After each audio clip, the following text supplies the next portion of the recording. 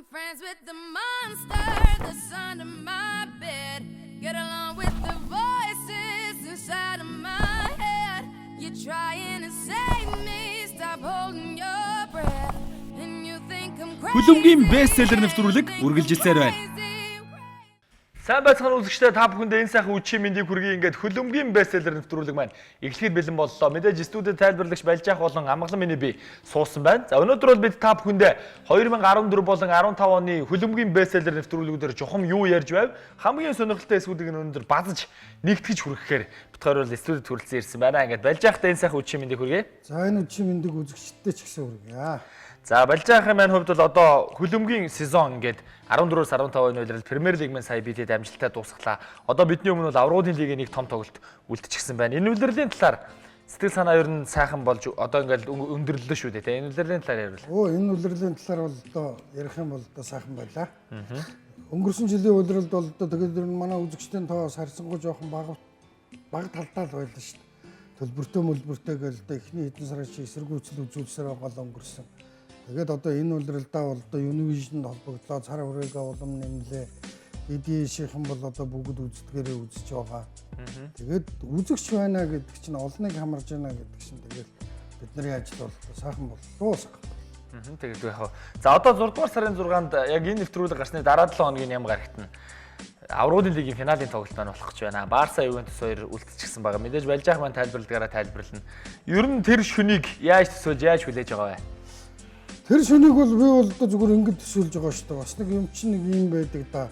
Наан нь бол одоо тэгээ бид нар бас нэг сурвалжлах хэсэг мэсгээр бол одоо явж Барса болон Италийн хөгжинд Барсагийн эсрэг талынхан бас нэг газар цуглдсан байх байлгүй гэж бодож байна. Энэ Барсагийн фэнүүд дээр очиж бас нэг яриа хөөрөө аваад бас ингээл тэгэл одоо хөтлөлт бол одоо мэдээж их тор нь одоо тэгээ манай Амгалан хөтлөн мань мэт нь одоо гадуур тэгж яваа. Тэр бол ерөөсөө айгүй гоё тийм баярын өдөр үүдэг шнэ. Цагаан сар наадам юм шиг одоо тийм тий. Тэгээ ялангуяа олон фэнтэй баг ингээд финалд үлдэхээр тэгэл утас ширээмсээр яриад хүн амт чинь бас тэгэл өнөөрөө гоё тоглолт болно хэдээсүү гэл яг л нэг тийм баярын өдөр байдаг. Одоо яг тэр баярын өдөр бол одоо болдгоор бол болох байх гэж бодож байна. За бас Премьер Лиг СПС-ийн ажлаас гадна Балжаах маань одоо Монголын хөлбөмбөгийн лигийг энэ одоо эхлээд тайлбарлаад эхэлж байна. Тэгээд лигийн талаар мэдээлэл үзэгчид баг зэрэг өгөхгүй юу те. Тэгэхгүй бол манай үзэгчд бол Монголын хөлбөмбөгийн лигийн талаар төдийлөн мэдээлэл байдаггүй шүү дээ. Энэ жил бас нэлээд өндөр үнэтэй гэрээг байгуулад одоо өндөр болсон гэж хэлсэн. Энэ талаар за ингээд үндэсний үйлдвэрлэгч 10 үндэс компани 4 жилийн гэрээ байгуулад 500 саяыг бол одоо хөлбөмбөгийн одоо хөгжил зарцуулахаар шийдсэн. Энэ жил бол одоо лигийн мөнгөний шагнал бол 100 сая 9 баг оролцож байгаа.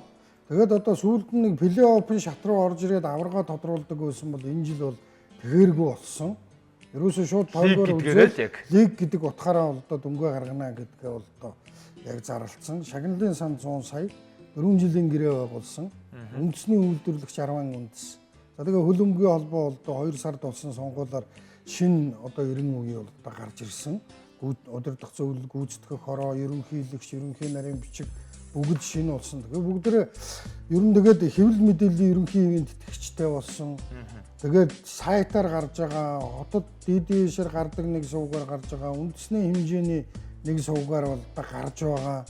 Тэгээд ямар ч байсан за миний хувьд бол бас Монголын хөлбөмбөгийн дасгалжуулагч нар болон холбооны зүгээс бол хэлсэн л дээ. Одоо энэ дэлхийн Европ гэж одоо ер нь бараг 10 жил одоо дээгүүр явлаа.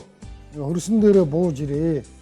Тийм одоо бид нартайгаа хамтарч ажиллаа гэх. Тэгэхээр одоо 15-наас амралтаа аваад тэгээд лигийг бол одоо ерөөсөө үзэл гэсэн бол одоо тэр сайт болон тэр нэг сувг байгаа. Тэрнгүүр бол амжаагүй тоглолтыг үзүүлэн тэгээ үндэсний нэг сувг байгаа. Тэрнгүүр бол одоо тэгээ бүгдээрнгийн тайлбарлаж хүргэж манай Монголын хөлбөмбөг бол ер нь шал өөр шатнд бол очих хэрэгтэй бол таарчаад байгаа ерөөсөө. Тэгээд шгшээ явагч гэсэн байнгын ажиллагаатай болохоор болсон. Нөхөрсөг тоглолтод хийн барин хөлбөмбөг бол одоо бас нэг арай нэг шин салхи орж ирж байгаа нь бол зүгээр мэдэгдээд эхэлсэн ерөөсөө. За тэгэлгүй яг тэгээд Монголын хөл өмгийн холбоонд болон одоо тамирчид бүгдэнд нь халуун амжилтыг хүсье. Тэгээд лигийнхаа тэмцээнд бас сайхан оролцоорой гэж өрөмөр байна. За бид хоёр бол өнгөрсөн жил 2014 оны 1 сард манай SBS телевизийн хамт олон уран бүтээлийн баг маань анхныхаа нэвтрүүлгийг үлгийд авч байсан хөлөмгийн бестселлер нэвтрүүлэг байлаа. За тэгээд бестселлер нэвтрүүлгээр өдний хүртэл одоо бараг 30 гаруй дугаарыг нийтдээ үзэгчдэд хүргэсэн байна. Тэгээд сонирхолтой олон нэвтрүүлгүүд та бүхэндээ бол хүрсэн. Манай үзэгчд бол сайн мэдж байгаа. Ямар ч байсан бүгдээрээ бестселлер нэвтрүүлгийнхаа эхлэлд за Sir Alex Ferguson-ыг бол бид 2014 оны 1 сард онцолж байсан. Яг тухайн үеийн одоо Sir Alex Ferguson-ы ном за тэгээд ер нь эхлэл промог яг одоо хамтдаа үзчихээд тэгээд студид эргээд уулзъя. I'm friends with the monster that's under my bed. Get along with the voices inside of my head. You're trying to save me, stop holding your breath. And you think I'm crazy. Хөлөмгийн бестселлер нэвтрүүлэг үргэлжилсээр байна.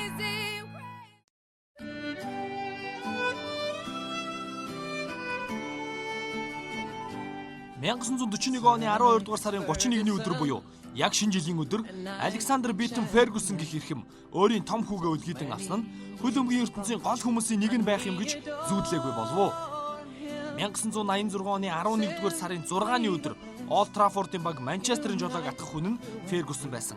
Жухам энэ өдрөөс улаан чөтгөрүүд жинхэнэ утгаараа гялдаж эхэлсэн юм.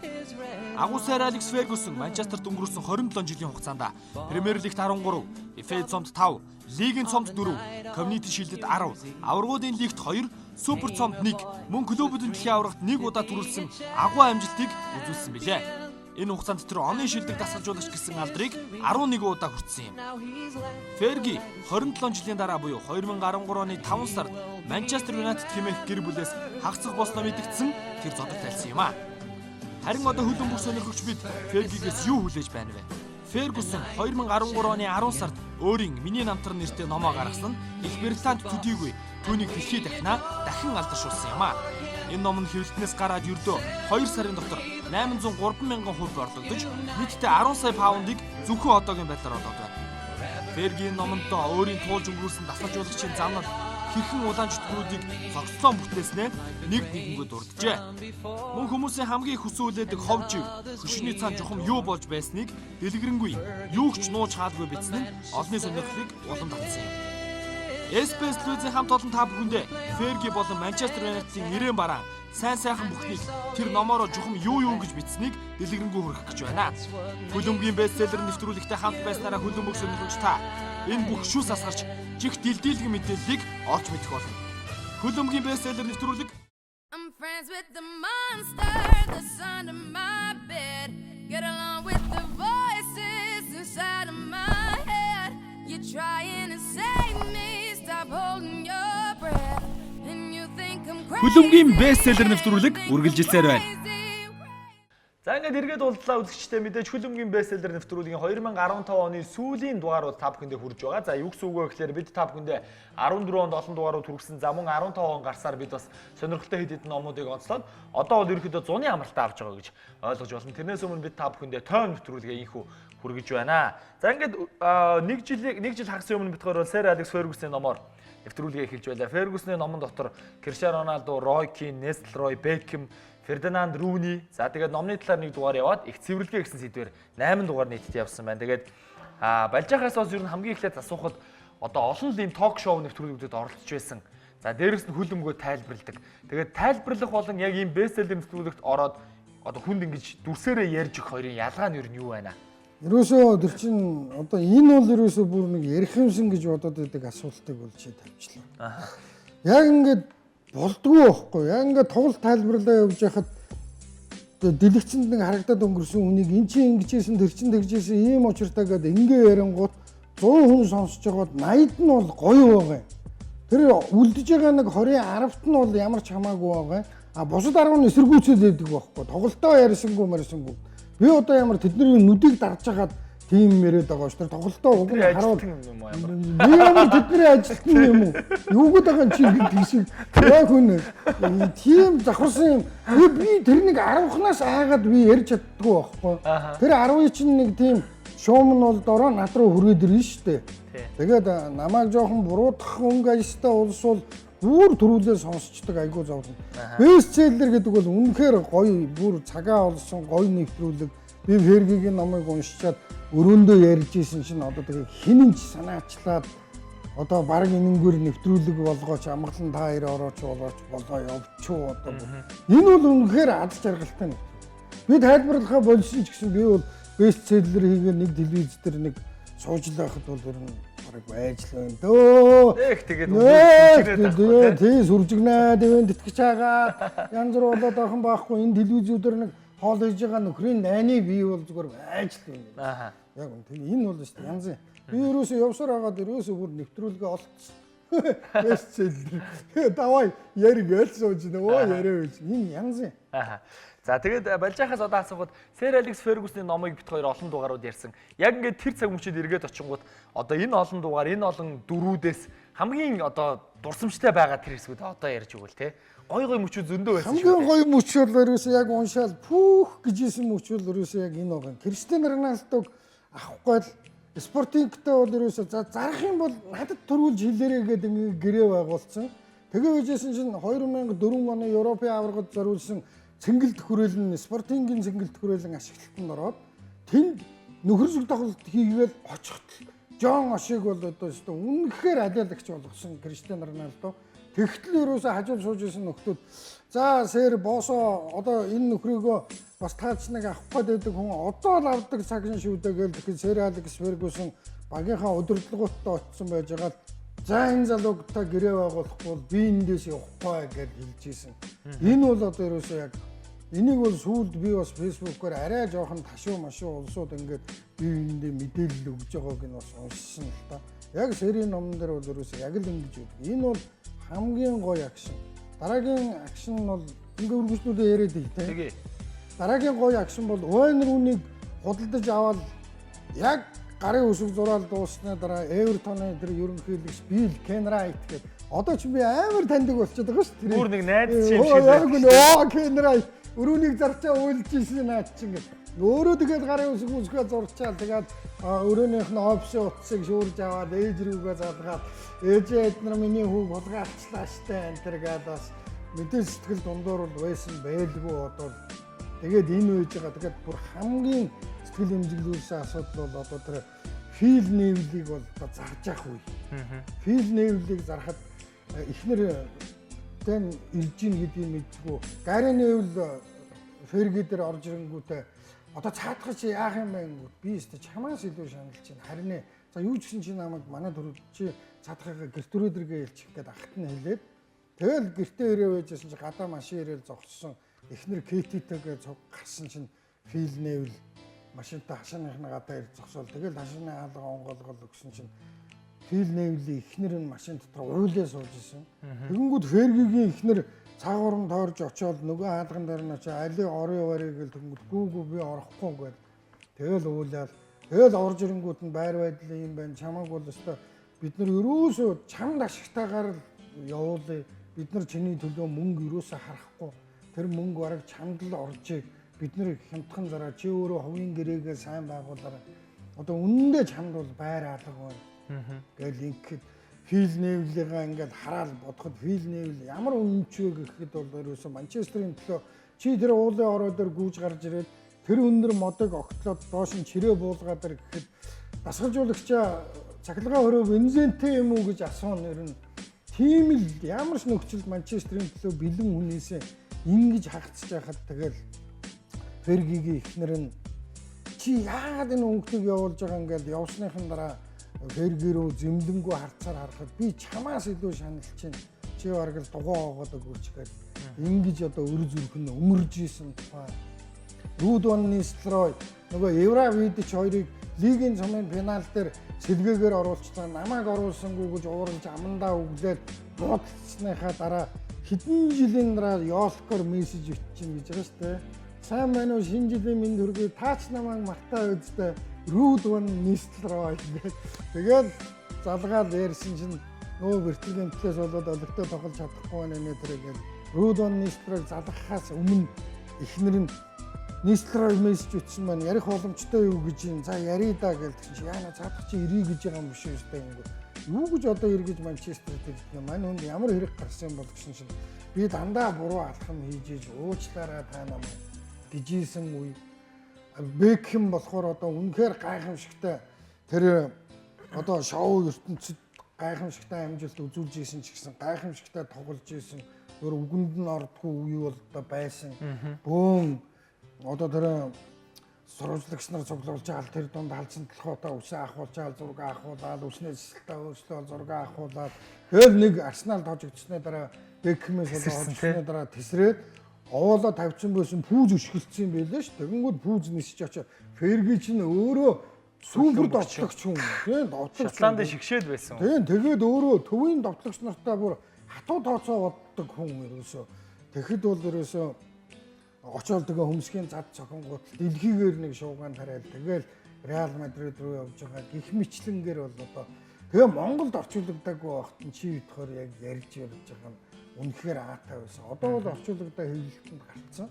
Тийм одоо тэгээд бас хүмүүс над руу хэлж лээ л да. Олон хүмүүс ингээ номыг аваад уншиж байгаа. Тэгээ яг номыг аваад уншингууд байж байгаахын одоо тэр хөлөмгийн бестселлер нэвтрүүлгээр гарч ирсэн үгнүүд яг ингээд нэг гоё амьдраад яваад байгаа юм шиг санагдаж байгаа гэдэг.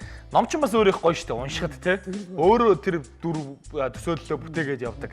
Нэг тиймэрхүү зүйлүүд бол байгаа. За Сэр Алекс Фергюсны талаар бол бас Рио Фердинандын талаар. Рио Фердинанд бол одоо саяхан бас Рио Фердинандын хувьд одоо Фердинандыг маш азгүй хүн гэж дүгнэмээр л санагдаад байна л да тий. Шигшээ баг за тэгээд олон азгүйтлүүд төр нэмэгдээ сая бол дөнгөж одоо хэдхэн нэг сарын өмнө ихнэр нь одоо хайрт ихнэр нь хорвоог ус мөнх хүсийг үзүүллээ тий. Рио Фердинандын хувьд бол 2003 оны намар ерөөсө допингийн шинжилгээний асуудлыг бол ерөөсө чангатгая гэсэн бодлого Английн хөлбөмбөгийн холбооноос явуулаад тэр нөгөө Карлингтон билүү тэр бэлтгэлийн бааз дээр нь очоод та нар бэлтгэлийн дараа шинжилгээнд орно шүү. Тэгэл тэгтэн Фердинанд тэрийн мартаалыг яваад гисэн билээ ш. Тэнгүүт л аваачаал жил гарангаар ихийн асаад тэрийг тэр Фердинандыг танд унгаад, Фергийг танд унгаад, ээж рүү гэрлүүн Ферги уцтаад бид юусоо яаж исэн ч хүүтэй чи хамт түүгүй чин буруу гэж юусоо байхгүй гэдэг юм. Тэгээд Фердинанд бол үнэндээ аргагүй ш. Юу Европын авраг 2004-ийг тэгж орхиод 8-ыг Орос тожигдож орхиод 12 онд сая явах гэхэд нь Жон Терри дүүгийн доромжилсан хэрэгээр Территэй нэг талбай дээр тоглохгүйгээд ингээ яваагүй. Баахан Европын авраг орчихж байгаа юм. 2006 онд Лампард Жерард хоёрыг 11 алдахад Фердинанд бол бүр ингээ жоохон өвчг уулаад салахгүй байсан гэж хоёулынгийнх нь номон дээр нь бол байдаг. Тэгээ сая эхнэр нь өнгөрлөө. Харин эхнэр нь өнгөрөнгүүт ёстой үнэхээр гашуудж ийн энэ тэр гэсэн хамгийн эхний мессежийг тэр бичсэн. Ерөөсө өнгөрлөө гэсэн мэдээ цэцэгдэн гот. Тэ. Тэр маш олон хөлбөмбөгчид одоо Twitter, Facebook-ыг ашиглаж Pray for Ferdinand гэх Фердинандын төлөө залбирцгаая гэдэг тийм юуг явуулсан. Тэгээд за нэг иймэрхүү байдалтай байгаа. За тэгээд Ferguson дуусны дараа бол Ibra, Gerrard гээд хоёр ном 2014 онд яваад. За тэгээд 2014 оны бестселлер бол завсралгаа авсан. Ийм түүхтэй байна. За тэгээд энэ хоёрыг ярихаас өмнө би бас нэг Балжаах маань багш хүн баг зэргийн түүхийн хичээл орчмоор санагдаад байна л да. Сая битгээрээс нэвтрүүлгийг эхлүүлэхээс өмнө яриа суужилаа. Одоо зуны амралт дуусаад намар эргэж орж ирэхдээ битгээр хөлөмгийн бестселлерээ яаж явах вэ? Одоо зөндөө ном байна те. Сонирхолтой номнууд хэвлэгдэж байна, орчуулагдж байна, битгээрээс уншиж байна. Тэгээд сая Ромагийн цахажуулагч Руди Гарсиягийн талаар Балжаах маань нэлээд сонирхолтой зүйлүүдийг уншлаа л да. Тэгээд хоёулаа энэ дээр бас ярихад одоо би сая англи үгийг нь бичээд байна. All roads lead to Rome гэдэг. Бүх зам Ром руу явдаг гэж. За та тэрийг нэг орсоор хэлээд тэр түүхийг гоё ярьж өгөхгүй. Тэр Виседарогийн Ведут Рим гэсэн тийм гарчиг хилцүүг бол ерөөсө Оросын сонин болгон дээр Ром хоттой холбоотой юм болгон дээр байдаг. 90 оны дэлхийн арван шалруулах тэмцээн Италид болоход Виседарогийн Ведут Рим бүх зам Ром руу хөдөлгөө гэсэн гарчигтайгаар одоо тэр нийтлэл материалууд бол хэвлэгддэг байсан. Би тухайн үед гайхдаг байсан чинь сүүлдээ ингээд Ром гэдэг бол мөнхийн хот. Хүн үүсгэл Ром үүссэн байсан учраас морин дэргэний нэг зам гарсан чинь энэ Ром орно.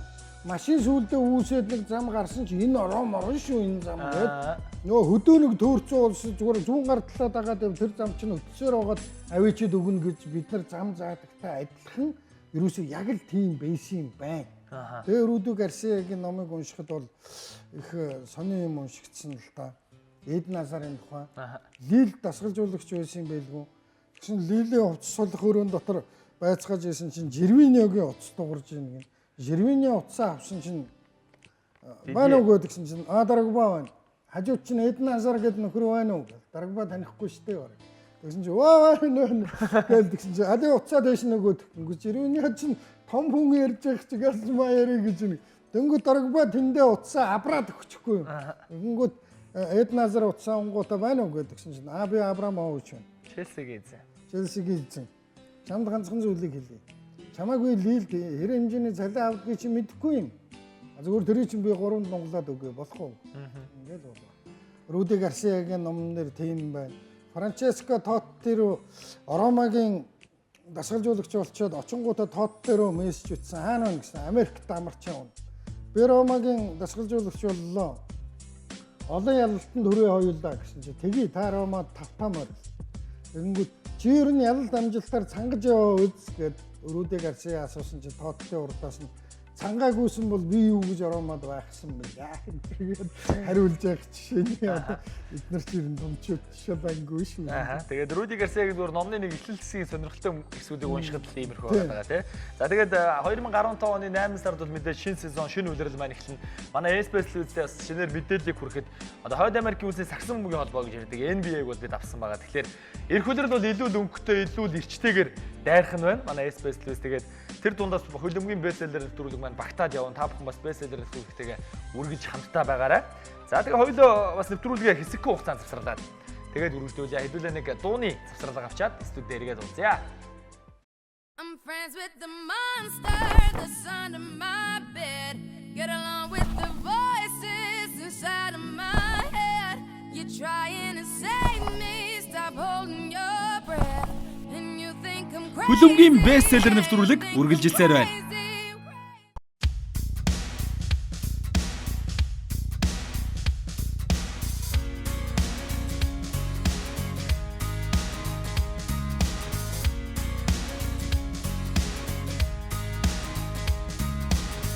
One more depending on a breath, and we all look away. People pretending everywhere.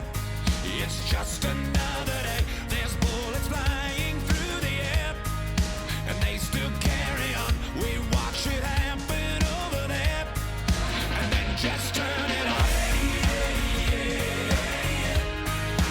We must stand together.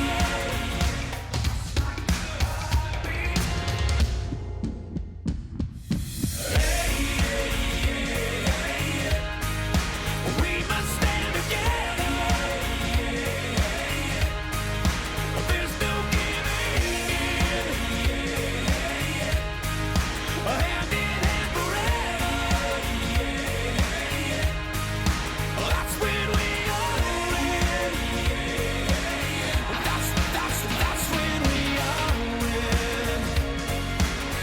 That's when we all win. That's when we all win.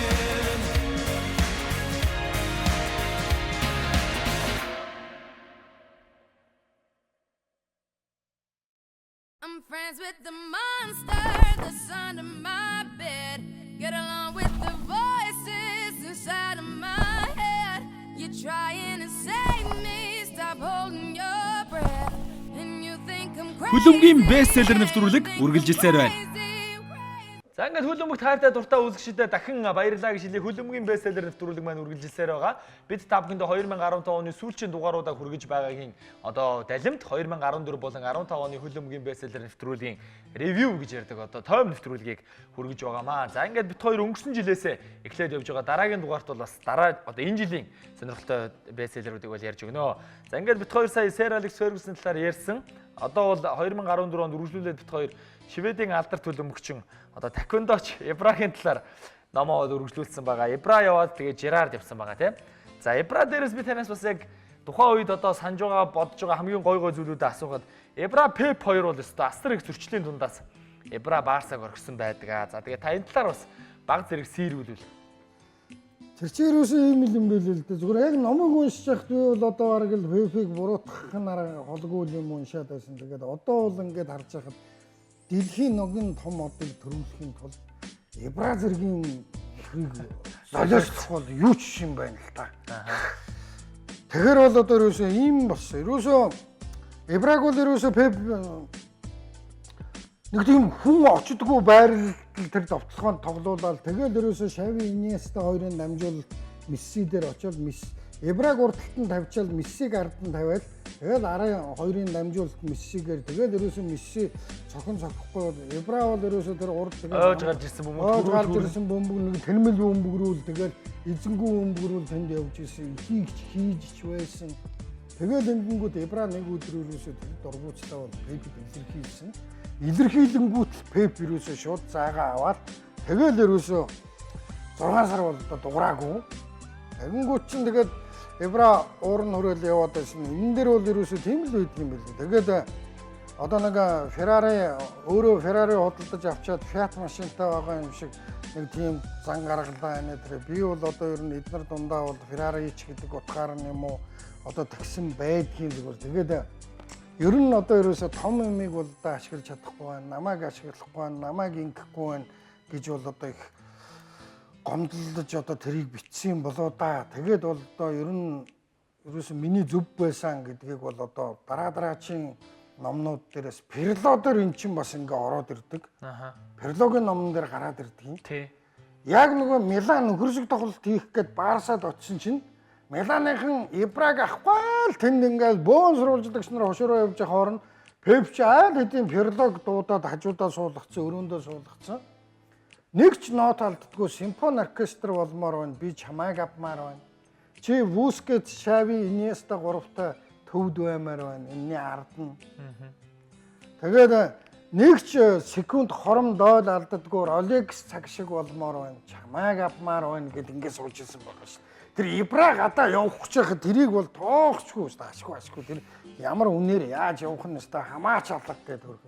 Тэгээ Ибрагийн өөрийнх нь бага насны амьдрал айгүй сонин тэгж байж байгаад тэгэл аавтайгаа ээжтэйгээ ээлжилж амьдрал аав ээж хоёрын салцсан айгүй хол газар хүүхэд байхдаа бэлтгэл сургуульд явдаг. Ерөөсөө тэгэл гудамжны нэг тийм хулиган замтай тэрнтэйгээ ч одоо байгаа. Тэгээд нэг дугуй бэлтгэл дээрээ сулгаа хийгээ унаа дахиад ирсэн. Дасгалжуулагчийнхаа дугуйг булгаалаад унаа дахиад ороод ирсэн байсан. Тэгээд аавыгаа баярлуулсан хамгийн гол зүйл нь Ювентустэй ирээл гэрээ хийсэн. Ювентустэй гэрээ хийгээл Ювентусийн тоглогч болчоод байж хахад тэр нэг Капеллагийн хажууд явдаг өвгөний дарамтнд фитнес хичээлж байгаа л гараад ирэхэд 97 хил болж ирээд хэд зогсоохоо аргагүй тэр үед нь Капелло нааш ороод ир чигээ гаднаас нь төгжөөд Вамбастны шилдэг гоолууд гээд 50 гоолтай кассеттай өрөөнд төгсөж наадхаа үзээ сууж чи 16 дотор Вамбаст яаж юм чи Вамбастныг шилдэг гэж бодож гэнэ үү чи тэрнээс илүү за хар наадхаа чи гээд ингээд хуцалж байсан тухай Жозе Мауриньо Италийн аврал шалруулах тэмцээнд Интер төрүүлэх нь гарцаагүй болчоод бас 90 хүний зангараг гаргаж Эбрад дамжуул одоо гээд мэрэгэн буучин жагсаалтанд 3 нөхөр өрсөлдөөд байдаг. Эбрад дамжуул гээд бас тэрэнд нь Эбра одоо маш их омогшиж баярлаж байсан тухай. Одоо ингээд ийм сахан юмнууд бол байдаг л да. Тэгээд манай бест селлер дээр 4 дугаар болж орлоо Эбра чинь. Тэгсэн. 4 дугаар та нар буцаагаад зүгээр YouTube-ээс үзэхэд бол одоо боломжтой. За тэгэлгүй яг. Тэгээд сая бас тэр Эбрадуг гэдэг дээр Жозе Мориньогийн нэг тиймэрхүү шийдвэрийг харахад сая Диего Коста хүртэл Азараар тургуулын цохол биш Костогоор 20 голыг нь оруулах гээд бас тургуулын цохол зохиолуулж байна. Тэгэхээр Мориньогийн бас нэг тийм шилдэг тоглогчдод одоо дөвөлгсөн шагнал болгож өгсөн нэг тиймэрхүү арга барилуд нэг таалагдаад байгаа тийм. Мориньо ч тэгээд ямар сайндаа тэр 2006 оны дэлхийн аврагт яг орох хэсгийн төлөө тоглолт Зааны ясан иргэн байлдаан болж байгаа Абижан хотод болж байгаа Дрогбагаа дэмжиж Абратаа онгоцоор очиж цэнгэлтгийг шуугуулж Мориньо Абра хоёр ирлээ гингөт зүгээр цэнгэлт тэр хоёроо зүгээр уусч ирж яг үн. Тэр чинь нэг хайртай тоглогч нарынхаа араас амар их анхаарал тавьдаг хүн. Капелло бол тийм баг. Чиний бараг ээж аав чинь өнгөрсөн байсан ч хамаагүй. Чи тоглол гэсэн бол тоглол. Мориньо бол зүгээр болохгүй. Тэр Лампардыг хүртэл дэлхийн аврагт 2006 онд явахт чи хэсэг амар одоо ингээ манайх авраг болох нь дамжиггүй боллоо. Одоо чи бол тийм дэлхийн аврагаа бод гэдээсэн гэж байгаа шүү. Лампард өөрөө бэлтгэлийн ритм алдчихаар бие нь байхгүй болчдөг. Өрөөний тэр хоёр чинь нэг тиймэрхүү олон тоглох тусмаа, олон явах тусмаа ангарч идэг хоёр юм байна л да. Уяа бүр нэг илдүүрнэ илжиг модоо хоторхондаа гэдэг шиг тэр илжиг шиг зүтгэж илээвэл болд юм байна. Тэгэхэд Мориньо бол тэгж анхаарал хандуулж ирсэн тухай тэр бол сонирхолтой дугаар бол байгаа. За тэгээд 2014 оны сүүлчийн 2 дугаараараа бид хоёр бол Стивен Жерардыг онцолж байлаа. За яг бид хоёрыг онцолж байх үед бол Английн Премьер Лигт Ливерпул бол төрүүлэх магадлал 98% байлаа тухайн үедээ. За тэгээд яг энэ цаг үед нь тохируулаад Жерардыг яриад Жерард ч цом өргөж болов гэсэн асар их итгэл найдвартай байсан боловч харамсалтай нь одоо үнсгэлжингийн түүх маань эсрэгээрээ эргэж Ливерпул аврагын цомоо алдсан. За тэгээд энэ жил Стивен Жерард 17 жил Энфилдэд өнгөрүүлсэн карьераа үдэж гарч байна. За тэгээд Жерардын талаар та бас нэмээд хэдүүгийг хэлвэл те. Одоо Жерардын номон дээр бол одоо ерөөсөө номон дээр явсан бестселлерийн дараагаар бол Ливерпулийн хөгжин дэмжигчдээс маш их шүүмжил ирсэн. Жерардыг бол халтуурчлаа гэж. Жерардын ном бол 2006 оны хүртэл бичсэн ном байсан. Тэрэн дээр бол ерөөсөө бага нас байсан. Халтуурдах юм бол одоо үнэндээ байгаагүй. Жерардад Ибра шиг адлан явдал байгаагүй. Ферги шиг олон хөлбөмбөгчдийг авчирж явуулж исэн түүхээ бичсэн юм байгаагүй. Жерард бол ерөөсө бага насныхаа амьдралыг л бичээл тэгэл 2006 оны дэлхийн аварга дээр тэр пенальт алдаж явах үе. Тэгээ ер нь дэлхийн аваргад явахдаа Жерард бол яг авч явж байхад тэр авч яваа 23 хөлбөмбөгчөнд бол ерөөсө айгүй тийм эргэлзээ төрж исэн юм байлээ шүү дээ Жерард. Дэлхийн аварга болно гэдэгтээ итгэлтэй. Яагаад дөрвөн товтлогчтой яваад байгаа юм бэ? Яагаад ерөөсө хинэж мэдэхгүй Тео Волкт гэдгийг авч яваад байгаа юм бэ? Энэ Вассел үлээ тэр нэг товтлогч ер нь одоо ямар ч хэрэгтэй. Яагаад энэ мундаг бас шинээр гарч ирж байгаа улсуудыг орхичваа довтлогчийн тоо яасан цөөхөн байгаа юм бэ? Тэгэл ерөөсө хожигдлоод Жерард дандаа энэтэй ингэж холбож тайлбарлсан байдгийн дээр. Тэгэхээр тэр нэг 11 метрийн тургуулын цохилт цогч байгаагаа одоо ерөөсө яг тэр 50 м ингээ явхад бол одоо ерөөсө яг цаазын давчсан руу явж байгаа юм шиг байсан. Ерөөсөө урд өдөр нь бол одоо сайн цогч байсан. Очоод Лампард тэр хоёр хоёулаа тэгэл бараг халтралт ороод тэгэл яг тоочгсон газараа цохиж чадаагүй. Багадаа бол одоо тэр нэг бас нэг адлын явдалтай юм юу гэдэг тэр халгаан дотроос бөмбөг гаргах гээд өшгөлөө төгсөн чинь эрхийн уруу төмөр зоогдоод тэгэл ерөөсө тэр төмрийг ахуулахад тэр өдөр бол одоо ерөөсө ертөнц хөмөрж байгаа юм шиг болсон. Энэ бараг хуруугийн тайран дахиад ингэхгүй гингүүт наач Ливерпулийн академид явдаг хүүхдийн академид байдаг хүүхэд та нар хуруутай нь үлдээгээд ашгүй мэс заслын эмчнийг хуруутай нь үлдээж тэгээ нэг Жерард маань ингэсэн дараа нь өсвөр наснд шилжилтийн насн дээр аав ээж хоёрын салаад Жерард ерөөсө бэлтгэл дээр багийнхныгаа гэмтээчих гээд ерөөсө амар ууртай ерөөсө тэгээд ийм байсан. 2006 онд пенальти алдсан. 2005 онд аваргуудын лигд төрүүлсэн байдаг. Тэрэн дээр амар адлын явдал бол байгаагүй. Ерөөсө цэнгэлтгийн доод түнэлд 3 тэгээр хожигдож явхад завсарлагаанаар гараал ирэхэд л копуудын дуу бол ерөөсө амар байсан гэж байгаа шүү дээ. Тэгэл гарч ирэл айгүй урд эргэлтийг хийцэн. Ерөөсө 12 минутанд 3 гол оруулсан байдаг баг шүү. Тэр чинь статистикээс бодоод үзэхэд. Тэгэл ерөөсө ирж дуудаг гэдэг бол ерөөсө жинхэнэ нөгөө алиалагч хаалгач нөгөө спагеттигээ хий гэхээр тэр Перло Шевченко өнтрөш тэгээ алдуулсан байлээ шүү дээ. Ингээ өмнө ингээ далжгнаад ингээд зүгээр ингээд зогсохгүй далжгнангууд л нөгөөд болон зүгээр ингээд уур нь буцлаад тэгэл цохол байхгүй тас гэж алдаал энэ тухай бол одоо байдаг. Тэгээд номон дээр бол миний 3 эрслэн гэж байдаг 3 гэж байдаг. Одоо 4-тэй болцсон тийм ээ. Бага охин гараад ирсэн. Тэр би одоо хүүтэй болно гэж байдаг байхгүй 2006 онд. Миний 3 эрслэн гэдэг эхнэрээ 2 охиноо хэлсэн байдаг. Сая тэгээ зодог тайлсан. Сая зодог тайлахт нь бол би бол ер нь айгүй юу яалаа да. Зүгээр яг тайлбарлагчийн хувьд бол би тайлбарладаг вэжтэй л гэж бодлоо. Жерардын зодог тайлалт бол миний насанд ганц л олдно. Тийм биз дээ. Түүнээс бусад багийн тэр Еревал тулаан бол миний насанд мянган л олдсон шүү дээ. Би тэгэхээр тэрэн дээр тэр тайлбарыг юу яахад урууцуудаа гэдгээ бол би мэдсэн. Тэгээ би яг тэрний өмнө Эвертоны тоглолт тайлбарласан. Ерөөсөө өөр юм бодогдоод ерөөсөө бүр дурчдахгүй л ерөөсөө бүр ингээ хүчлээд ярий гэсэн ч одоо ингээ Жерард зодог тайлах гэж байгаа. Би тэгэхэд 14 хоногийн өмнө тоглолт сонгож явахад юу одоо энийг орхичваа гэдэг. Энэ бол сургамж болсон л доо. Хоошид олон улс зодог тайлна. Би одоо гомдолтой байлгүй яах вэ? Жерард утгаарчуд зэрэг ухаан орсон гэж бодох чи. Ухаан орсон цагаас хойш Жерард гэж орилчоод тийм шүү. Тэ? Яг нэг үеийнхэн одоо бүр Би бүр ярьдаг байхгүй. Анх 2001 онд УЕФА-гийн цомд төрүүлэгт нь Оросууд Герард гэдэг үйсэн. Герард гэж ерөөсөө бид нар тэр Герард гэж амар нөхөр байна маань. Алсын цохилт нь амар ерөөсөө яг л фууж ингээд тэгж үйжснээ сүүлдээ энэ англи хэл нэвтэрж орж ирээд 90-ад оны дунд үеийн сүүл үе тэр 2005 онд төрүүлэл Герард болчихсон шүү. Түүнээс Оросын тайлбарлагч нар Герард байсан. Тэгээд одоо Аалвсыг хожиж исэн тэр УЕФА-гийн финалийн тоглолт Алавс гэж Испаниагийн хожсон тоглолт Ортэгээр гарч исэн. Тэгэхэд Герард гэж исэн. Яагаад тэр тоглолт гарсан гэхээр нөгөө их сонирхолтой хүн байсан. Нестэг Галланд Йохан Крупийн хүү Хорти Круйф гэж тэр багт байсан. Нөгөө муухай хөлбөмбөгчин байсан юм аа. Премьер лигэд энэ том багт Манчестерт байсан санагдаж байна. Барсад байсан санагдаж байна. Тэр Алавст их сайн тоглосон. Тэгээ энэ хоёр чинь ингээд 4-4-ийн харьцаатаагаар ингэж тэнцэж ирээд 5 дахь гол нь хийгдээд фаулер энэ төр ч хийдэг үлээ.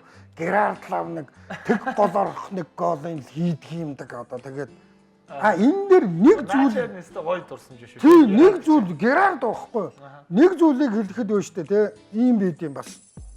Макалистер гэж хөлбөмбөгчний тухай Герардын номон дээр байдгийг. Олон хүний тухай байдгүй. Макалистер бол Герардад өстө бүх амьдрал юм уу зааж өгсөн. Энэ Шотланд өвгнөр яах ч юм бэ гэж хэлсэн гэж байгаа шүү. 33 та Гари Макалистер ирж ирсэн Ливерпул. Бүх юмны найруулгын трийг хийгээд тэр Европын цомд төрүүлэхэд Макалистер нэгийг хийдий. Тэгэхэд ерөөсөө Мак гэж нэр аваад сүүлдээ автобусын зүгээр ингээ явж байгааг нь үртэл нэрээ хармаар санагддаг гэж бодчихороо. Хажууд нь тэгэл Жерардд хэлж өгж байгаа юм болгон бурхны сургаад талбай дээр үгээрээ хэлэхгүй зүгээр тэр дамжуулалт ийш хайж байгаа нь бол зүгээр л амьд үлгэр дуурайл. Энэ хүнээс сурсан. Түүнээс карагерээс юм сураагүй бараг би тэгж л хэлнэ нэр. Биднээс тэгж байд. Ерөөсөө амьд үлгэр дуурайл нь бол ерөөсөө Гари Мак. Тэр Пол Инсентер бол зүгээр нэг хүүхэд багтанд хамталж исэн мундаг хөлбөмбөгч нар л байхгүй юу? Бас нэг зүгээр сагна болсон. Мак бол ерөөсөө яг цэвэр үлгэр дуурайл. Тэгээд яг өөрөө нэг ингээ багийн ахлагч болоод ирж яхад нь хажууд нь нэг тийм амьд үлгэр дуурайл байна гэдэг чинь шал ангийн баг шүү дээ. Тэгээ энийг би тэр номон дээр мартсан юм шиг үү шүү. Ер нь одоо ер нь анхал ярьж байгаа шиг санагдаад байна. Тийм байна. Та Макалистер гэж ярьж байгаагүй. Бас Герардыг шиг анхудаага ярьж байгаа. Тийм. Макалистер чинь 92 оны Европын аваргаар Орос, Шотланд хоёр нэг зоонд ороод хоёулаа Шотланд руу ямар ч найраагүй болоод Орос, Галланд, Герман хоёртой хоёр тэнцээд Шотландтай үзээ Шотландыг хүсчүүл болцохоор байсан чинь Гари Мак чинь зооноос гарах гэжээс Оросыг алаа ичсэн. 3 тэгээр хүсч өгөөд Оросууд бараг урд шүн баахан шоу утсан, виски өнөртүүлсэн, энэ бараг шатцсан халамцуу Шотландуудыг олж чадсангүйгээ дараа нь өстө пиано гэдэг нь сохтуу гэсэн. Полу пиано гэж бичижсэн байхгүй юу? Полу пианы Шотландцээ гэж. Тэгэхэд тэд нар Шотландууд ч өөрсдөө бас ууж идэх нь чөлөөтэй шүү дээ, тий? Сайхан хойгоож очиод дүүрсээ иргэхэд цэнгэд дахиж ирсэн юм байлгүй. Тасгалж уулагч нь туулгахаар болсон юм байлгүй. Тэгээ нэг зах самбраагүй юм болоод 3 дахь тоглолт нь Оросд амар амин чухал тоглолт байгаад байдаг. Гари Мак ч н орж ирээд туугаа ичдэг үү шүү дээ чи. 11-11-ээс хийсэн санагдаж байна. За тэгээ үеижтэл одоо бүр цаг байвал бүр юм сони юм. Орос тэр үед чинь одоо яг Жерардтай цуган Лампард гарч ирж байгаа. Андреас Лимпра гэдэг нэг шведийн хөлбөмбөгчин байсан. За тэр 92 оны Европын авар гаргаан гэсэн. Тэгсэн чинь 10 жилийн дараа Лампард гээд ардаа Дэвсэг нэмж гараад ирэхээр би чинь хэдэн жил Лимпр гэж туугаад байна. Тэгсэн чинь 2 өөр амт юм биш. Тэр үед ямар интернет гэж байсан биш. Тэгээ шүү дээ адилхан бичигтэй авахаар чинь адилхан бичигтэй. Тэгээ би сая энийг нэг Челсигийн тайлбар дээр ярихгүй юу? Ийм байсан юм аа. Би ингэж бодлож явсан юм аа гэсэн чинь дорн нэг хүүхэд над руу болж байхад таны ярьсан маш зөв. Андреас Лимпер гэдэг Арсенал тэдэс тэтэн тоглож байсан энэ хүн байна гэдэг над руу бүр зураг намталтаа нь явуулсан. Та бодлохоос ч аргагүй юм байна. Царайч бараг төстөөд үсээ хаглаад ажиж байсан сам. За ингээ Герард бол нэг тиймэрхүү заа юу. Ерөөсө Герард байхгүй. Тийм байна. За тэгвэл бестселлер нэвтрүүлгийн том нэвтрүүлгийг ярих гэжсэн боловч одоо бараг шинэ дугаар хоёр чи явчлаа. Ингээд хөлбөмбөгийн бестселлер нэвтрүүлэг хамт байдаг үзэгчдэд маш их баярлалаа гэж хэлээ. Та бүхэн манай нэвтрүүлгийг үзэж дэмждэг учраас манай нэвтрүүлэг оршдог юм шүү. Ингээд энэ удаагийн дугаар маань энд хүрээд өндөрлөж байна. Дараа 7 хоногийн баасан гарагт бид та бүхэндээ 2015 онд хин хиний номны талаар ярив. За тэр хамгийн сонирхолтой хэсгүүдийг хүргэх болно үзэгчдээ. Ингээд дараагийн дугаар болтол түр баяртай үзэгчдээ. I'm friends with the monster that's under my bed. Get along with the voices inside of my head. trying to save me. Stop holding your breath. And you think I'm crazy. Хөлбөмбөгийн бестселлер нэвтрүүлэг үргэлжилсээр байна.